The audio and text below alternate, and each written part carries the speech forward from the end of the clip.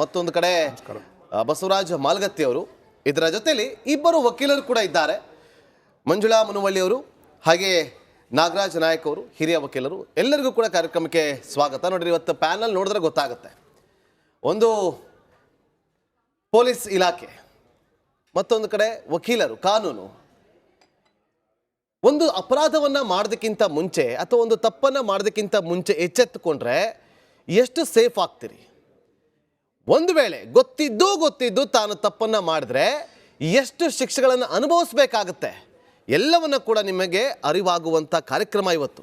ದಯವಿಟ್ಟು ಪ್ರತಿಯೊಬ್ಬರು ಕೂಡ ನೋಡಿ. ಇವತ್ತು ದರ್ಶನ್ ವಿಚಾರವಾಗಿ ಚಾರ್ಜ್ ಶೀಟ್ ಇವತ್ತು ಸಲ್ಲಿಕೆ ಆಗಬೇಕಾಗಿತ್ತು, ಆದರೆ ಚಾರ್ಜ್ ಶೀಟ್ ಸಲ್ಲಿಕೆ ಆಗಲಿಲ್ಲ.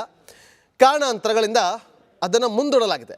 ಎಲ್ಲವೂ ಅಂದುಕೊಂಡಂತೆ ಆದರೆ ನಾಳೆ ಬೆಳಗ್ಗೆ ಮಾರ್ನಿಂಗ್ ಸೆಷನ್ನಲ್ಲೇ ಚಾರ್ಜ್ ಶೀಟ್ ಸಲ್ಲಿಕೆ ಆಗುತ್ತೆ ಕೋರ್ಟ್ಗೆ. ಚಾರ್ಜ್ ಶೀಟ್ ಸಲ್ಲಿಕೆ ಆದ ಬಳಿಕ ಮುಂದೇನು? ಚಾರ್ಜ್ ಶೀಟ್ ಸಲ್ಲಿಕೆ ಆದಮೇಲೆ ಮುಗಿದೋಯ್ತಾ, ತನಿಖೆ ಮುಕ್ತಾಯ ಆಗುತ್ತಾ? ಖಂಡಿತ ಇಲ್ಲ. ನಾಳೆ ಸಬ್ಮಿಟ್ ಆಗ್ತಾ ಇರೋದು ಮೊದಲ ಅಂದರೆ ಪ್ರಾಥಮಿಕ ಚಾರ್ಜ್ ಶೀಟ್, ಮಧ್ಯಂತರ ಚಾರ್ಜ್ ಶೀಟ್. ಅದಾದ ಬಳಿಕ ಇನ್ನೊಂದು ಚಾರ್ಜ್ ಶೀಟ್ ಕೂಡ ರೆಡಿ ಆಗ್ತಾ ಇದೆ. ಅದಕ್ಕೆ ಸಂಬಂಧಪಟ್ಟಂತೆ ಕೂಡ ಇವತ್ತು ಕಮಿಷನರ್, ಬೆಂಗಳೂರು ಪೊಲೀಸ್ ಕಮಿಷನರ್ ಆಗಿರುವಂಥ ಬಿ ದಯಾನಂದ್ ಅವರು ಮಾತಾಡಿದ್ದಾರೆ. ಮೊದಲಿಗೆ ದಯಾನಂದ್ ಅವರು ಏನು ಹೇಳಿದ್ದಾರೆ ಕೇಳೋಣ, ಆಮೇಲೆ ಚರ್ಚೆನ ಮುಂದುವರಿಸ್ತೀನಿ.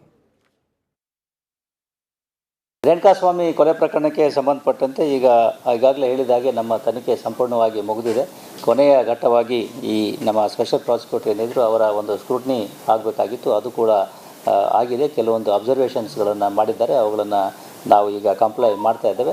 ಅದಾದ ನಂತರದಲ್ಲಿ ನಾವು ತ್ವರಿತವಾಗಿ ಅಂದರೆ ಇನ್ನೂ ಬಹುಶಃ 2 ದಿವಸಗಳಲ್ಲಿ, 1 ಅಥವಾ 2 ದಿವಸಗಳಲ್ಲಿ ನಾವು ನ್ಯಾಯಾಲಯಕ್ಕೆ ಅಂತಿಮ ವರದಿಯನ್ನು ಸಲ್ಲಿಸ್ತೇವೆ. ಈ ಪ್ರಕರಣಕ್ಕೆ ಸಂಬಂಧಪಟ್ಟಂತೆ ಅವಶ್ಯವಾಗಿರ್ತಕ್ಕಂಥ ಸಾಕಷ್ಟು ಸಾಕ್ಷಿ ಆಧಾರಗಳು ನಮಗೆ ಸಿಕ್ಕಿದ್ದಾವೆ. ವಿವರಗಳನ್ನು ನಾವು ನ್ಯಾಯಾಲಯಕ್ಕೆ ಕೊಡ್ತೇವೆ. FSLನಿಂದ ಬೆಂಗಳೂರು ಇದು ಏನು ನಮ್ಮ ವಿಧಿವಿಜ್ಞಾನ ಪ್ರಯೋಗಾಲಯ ಏನಿದೆ ಅದರಿಂದ ಎಲ್ಲ ವರದಿಗಳು ಬಂದಿದ್ದಾವೆ. ಜೊತೆಗೆ ಅದಕ್ಕೆ ಬೇಕಾಗಿರ್ತಕ್ಕಂಥ ಪೂರಕ ಪ್ರಶ್ನೆಗಳು ಕೂಡ ಉತ್ತರಗಳು ಬಂದಿದ್ದಾವೆ. ಹಾಗೆ ಈ ನಮ್ಮ ಹೈದರಾಬಾದ್ CFSLನಿಂದ ನಮಗೆ ಕೆಲವೊಂದು ವರದಿಗಳು ಬರಬೇಕಾಗಿತ್ತು, ಕೆಲವನ್ನು ಕೊಟ್ಟಿದ್ದಾರೆ, ಇನ್ನು ಕೆಲವು ಬಾಕಿ ಇದ್ದಾವೆ. ಆದರೂ ಕೂಡ ತನಿಖೆ ಹೇಗೆ ನಡೀತಾ ಇದೆ, ತನಿಖೆಗೆ ಸಂಬಂಧಪಟ್ಟಂಥ ಒಂದಷ್ಟು ಮಾಹಿತಿಗಳು ರಿಪಬ್ಲಿಕ್ ಕನ್ನಡಕ್ಕೆ ಎಕ್ಸ್ಕ್ಲೂಸಿವ್ ಆಗಿ ಲಭ್ಯ ಆಗಿದೆ. ನೋಡಿ, ಯಾವ್ಯಾವ ಸಾಕ್ಷಿಗಳು ಇಲ್ಲಿವರೆಗೂ ಕಲೆ ಹಾಕಿದೆ ಅಂತೇಳಿ ಪ್ರತಿಯೊಬ್ಬರಿಗೂ ಕೂಡ ಗೊತ್ತಿದೆ, ಏನೆಲ್ಲ ಸಾಕ್ಷಿಗಳು ಸಿಗಿದೆ. ಅದು ಯಾವ ರೀತಿಯಾಗಿ ಈಗ ಈ ಪ್ರಕರಣದಲ್ಲಿ ಸಾಕ್ಷಿಗಳು ಪ್ರಬಲವಾಗುತ್ತೆ, ಆರೋಪಿಗಳಿಗೆ ಶಿಕ್ಷೆಯನ್ನು ಕೊಡಿಸೋದರ ವಿಚಾರವಾಗಲಿ ಅಥವಾ ಜಾಮೀನು ವಿಚಾರವಾಗಲಿ ಸಾಕ್ಷಿಗಳು ಎಷ್ಟು ಪ್ರಾಮುಖ್ಯತೆಯನ್ನು ವಹಿಸುತ್ತೆ. ಜೊತೆಗೆ ಇವತ್ತು ಕಮಿಷನರ್ ಹೇಳಿದ್ರು, ಎಲ್ಲ ಸಾಕ್ಷಿಗಳನ್ನು ಕೂಡ ನಾವು ದಾಖಲು ಮಾಡಿದ್ದೀವಿ, 164 ಸ್ಟೇಟ್ಮೆಂಟ್ ಇದೆ ಅಂತೇಳಿ. ನೋಡಿ, 1 ಅಲ್ಲ 2 ಅಲ್ಲ 100 ಅಲ್ಲ 1000 ಅಲ್ಲ 4,500 ಪುಟಗಳ ಚಾರ್ಜ್ ಶೀಟ್ ರೆಡಿ ಆಗಿದೆ. 4,500 ಪುಟಗಳ ಚಾರ್ಜ್ ಶೀಟ್ ರೆಡಿ ಆಗಿದೆ, ಸ್ಕ್ರೂಟ್ನಿ ಕೂಡ ಆಗಿದೆ.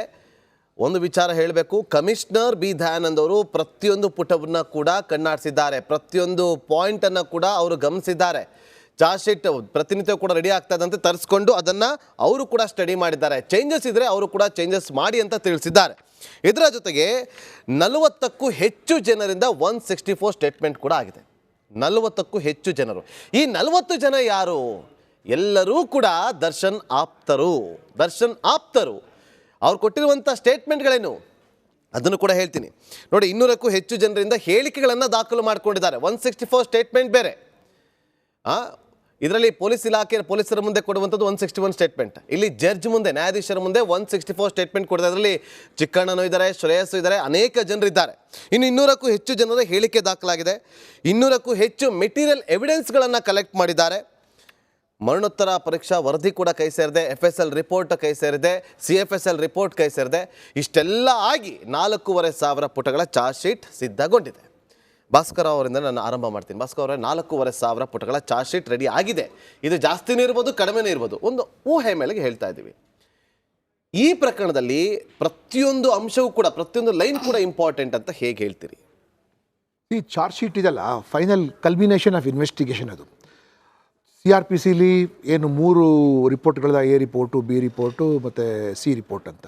C report is a undetected report, B report is a false report, A report is also called final report under 173 CRPC ಪ್ರಕಾರ ಚಾರ್ಜ್ ಶೀಟ್ ಫೈಲ್ ಮಾಡೋದಕ್ಕೆ. So charge sheet ತನಿಖಾಧಿಕಾರಿ file ಮಾಡ್ತಾರೆ. So ತನಿಖಾಧಿಕಾರಿ complaint ಏನು ಇರುತ್ತಲ್ಲ, from the ಕಂಪ್ಲೇಂಟಿಂದ ಹಿಡಿದು charge sheet ತನಕ he is the owner of the document. ಅವರು ಎಲ್ಲರೂ ಸಹಾಯ ಪಡ್ಕೋಬೋದು. ಅವರು technical, document, circumstantial, and oral 4 ಥರ ಎವಿಡೆನ್ಸ್ ಇದೆ. So he has used technical evidence, he has used documentary evidence, he has used oral evidence and circumstantial evidence ಕೂಡ ಅವರು use ಮಾಡಿದ್ದಾರೆ. ಮತ್ತು 17 ಜನ ಆರೋಪಿ ಇರುವಾಗ ಪ್ರತಿಯೊಬ್ಬರದು ಕಲ್ಪಬಿಲಿಟಿ ಏನಿದೆ ಕ್ರೈಮಲ್ಲಿ that has to be established. ಈಗ FIR ಒಳಗೆ A1 ಹಿಡಿದು A17 ತನಕ ಹೋಗಿದೆ, if I am correctly madam ಅಲ್ವಾ, A17 FIR Kamakshi Palya police ಸ್ಟೇಷನಲ್ಲಿ. ಸೊ ನಾವು ಕೆಲವು ಸರ್ತಿ ಏನಾಗುತ್ತೆ, ಈ ಪ್ರಕರಣ ಮುಂದೆ ಹೋಗುವಾಗ ಸರ್ಕಾರದ ಪರವಾಗಿ ವಾದ ಮಾಡೋದು, charge sheet is in place, correct ಆಗಿದೆ ಚಾರ್ಜ್ ಶೀಟ್ ಅನ್ನೋದು is the work of the state versus all the 17 persons. So ಏನು ದಯಾನಂದ್ ಅವ್ರು ಏನು ಹೇಳಿದ್ರಲ್ಲ, ದಟ್ ಚಾರ್ಜ್ ಶೀಟ್ ಸ್ಕ್ರೂಟಿನಿ ಆಗಿದೆ ಅಂತ. ಯಾರು ಸ್ಕ್ರೂಟಿನಿ ಮಾಡ್ತಾರೆ? It is scrutinised by the additional director of prosecutions. Whether investigation ಕರೆಕ್ಟಾಗಿ ಆಗಿದೆಯೋ ಇಲ್ವೋ, ಅಥವಾ ಏನಾದರೂ ಯಾಕೆಂದರೆ ಇಷ್ಟು ದೊಡ್ಡ ಚಾರ್ಜ್ ಶೀಟ್ ಮಾಡುವಾಗ ಕೆಲವು ಕಡೆ ನಿಮಗೆ ಏನಾಗುತ್ತೆ, ಕಾಂಟ್ರಡಿಕ್ಷನ್ ಬಂದುಬಿಡುತ್ತೆ. So defence will use that and ಕೋರ್ಟ್ಗೆ ಅದೇ ಬೇಕಾಗಿರೋದು, that there is a scope for doubt. Entire trial ಒಳಗೆ trial is going to be very very interesting. 17 ಜನ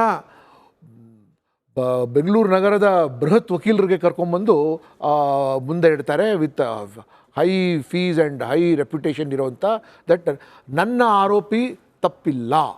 ಸೊ ನನ್ನ ಆರೋಪಿ ಪ್ರತಿ 17 ಆರೋಪಿ ಮುಂದೆ ಏನಿದೆ it is listed. And in the charge sheet there is a section 34 of the IPC, common intention to kill. So ಕೆಲವು ಸರ್ತಿ ಅವ್ರು ಹೇಳ್ಬೋದು, ನಾವು ಅವ್ರಿಗೆ ಬುದ್ಧಿ ಕಲ್ಸಕ್ಕೆ ಹೋಗಿದ್ವಿ, ಅವ್ರಿಗೆ ರಿಯಾಕ್ಟ್ ಮಾಡಿದ್ರು, ಪೊಲೀಸರು ತನಿಖೆನೇ ಸರಿಯಾಗಿ ಮಾಡಿಲ್ಲ, ಪೊಲೀಸರು ನಮಗೆ ಇದು ಅಂದರೆ all the effort of all the defence advocates will be to say to put down ಇನ್ವೆಸ್ಟಿಗೇಷನೇ ಸರಿ ಮಾಡಿಲ್ಲ, ನಮ್ಮ ಮೇಲೆ ನೀವು ಒತ್ತಡದಲ್ಲಿ ಮೇಲೆ ಮಾಡಿದ್ದೀರಾ, ಇದು ಮಾಡಿದ್ದೀರಾ ಇದು. So the public prosecutor and investigating officer have got a very, very huge role. In fact, government should really recognize, appreciate and reward the investigating officer for his patience. ಎಂಥ ಅವರು ತೆಗೆದುಕೊಂಡಿದ್ದಾರೆ.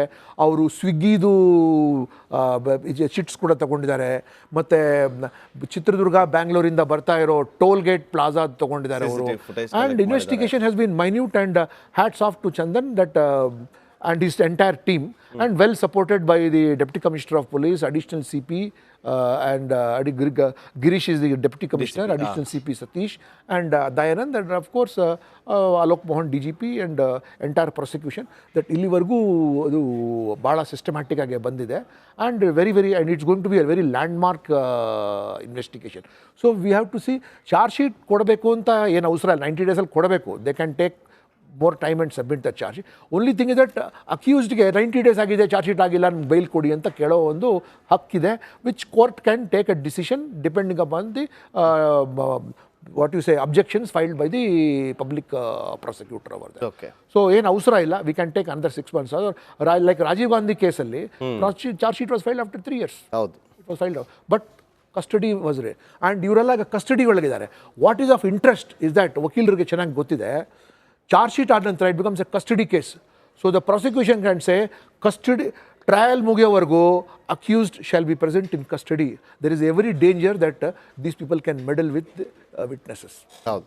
ಮಲ್ಗತ್ತಿ ಸರ್, ಈಗ ಒಂದು ವಿಚಾರ ಸರ್ ಹೇಳ್ತಾ ಇದ್ರು, ತನಿಖಾಧಿಕಾರಿಗಳ ಮೇಲೆ ಪ್ರಭಾವ ಬರಬಾರ್ದು ಯಾವತ್ತೂ ಕೂಡ.